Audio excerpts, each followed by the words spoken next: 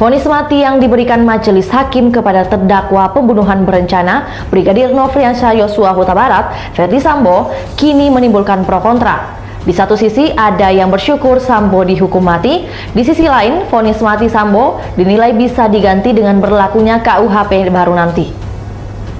Namun hukuman tersebut juga seolah menjadi senjata Sambo untuk melawan para jenderal yang menjebloskan dirinya ke penjara hingga kini. Hal itu terlihat ketika Sambo menyerahkan buku hitamnya kepada kuasa hukum usai majelis hakim menutup sidang. Buku hitam Sambo itu disinyalir berisikan daftar jenderal yang melakukan pelanggaran. Tak hanya pelanggaran, namun juga petinggi yang tanda kutip berutang pada Sambo. Buku hitam itu di awal-awal kasus ini disidangkan diperkirakan berisikan sejumlah aib para jenderal Polri. Biasanya, buku hitam itu selalu ia bawa usai sidang selesai, tapi berbeda di sidang vonis kemarin. Buku itu diberikan kepada kuasa hukumnya Arman Hanis. Sambo yang sebelumnya menjabat sebagai Kadif Propam Polri dinilai punya semua rahasia kejahatan petinggi Polri, dan di buku hitam itulah diduga daftar jenderal yang berkelakuan buruk. Kini setelah hukuman mati ia dapatkan, pria asal Sulawesi Selatan itu diprediksi tak akan tinggal diam. Ketua IPW Sugeng Teguh Santoso menyebut Ferdy Sambo bakal buka-bukaan soal pelanggaran perwira Polri lain jika dirinya divonis hukuman mati. Itu dilakukan sebagai bentuk perlawanan Ferdy Sambo terhadap sejumlah petinggi Polri yang selama ini ikut memeriksa dirinya hingga sampai ke pengadilan. Ferdy Sambo dikenal sebagai perwira kepolisian yang disegani. Statusnya sebagai Kepala Divisi Profesi dan Keamanan berpangkat Irjen telah membuat dirinya punya kartu as para jenderal-jenderal.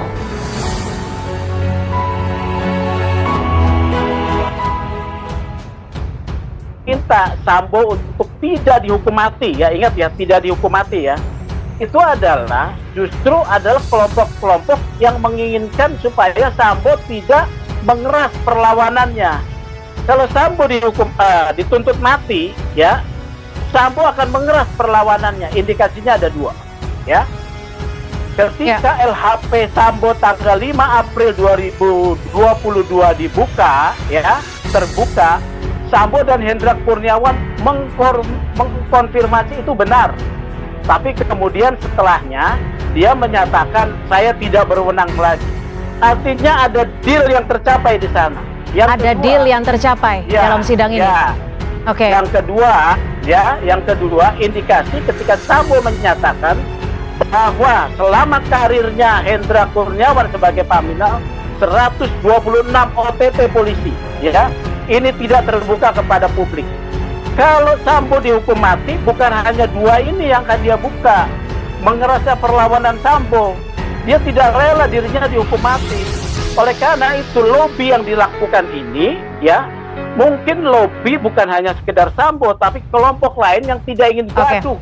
Baik, saya akan ke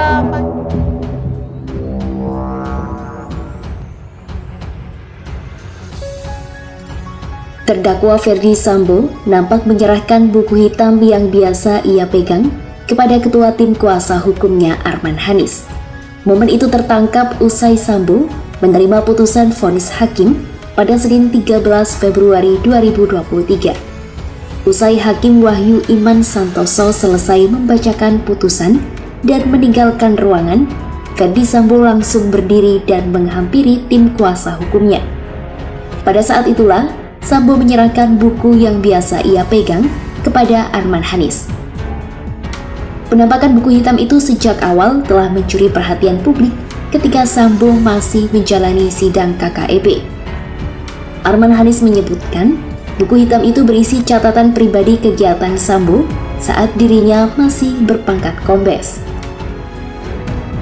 Namun Arman mengaku tak tahu secara detail isi dari buku hitam yang selalu dibawa Ferdy Sambo.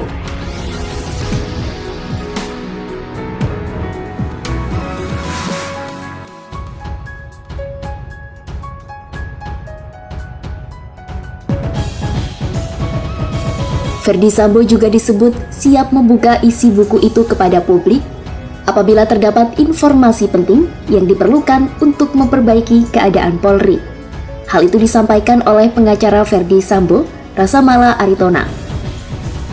Menurut Rasamala, hal itu didasari oleh rasa kecintaan Ferdy Sambo terhadap Polri.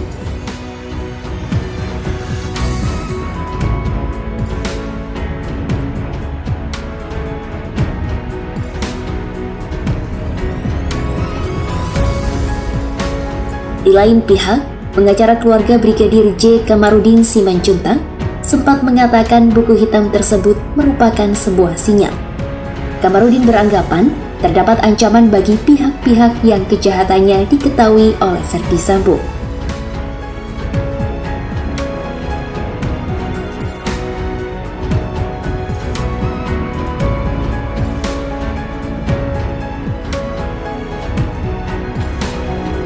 Usai divonis hukuman mati oleh hakim, Verdi Sambo masih bungkam 1000 bahasa. Usai pembacaan vonis, majelis hakim pun mempersilahkan Sambo untuk menempuh upaya hukum lanjutan jika tidak puas dengan vonis.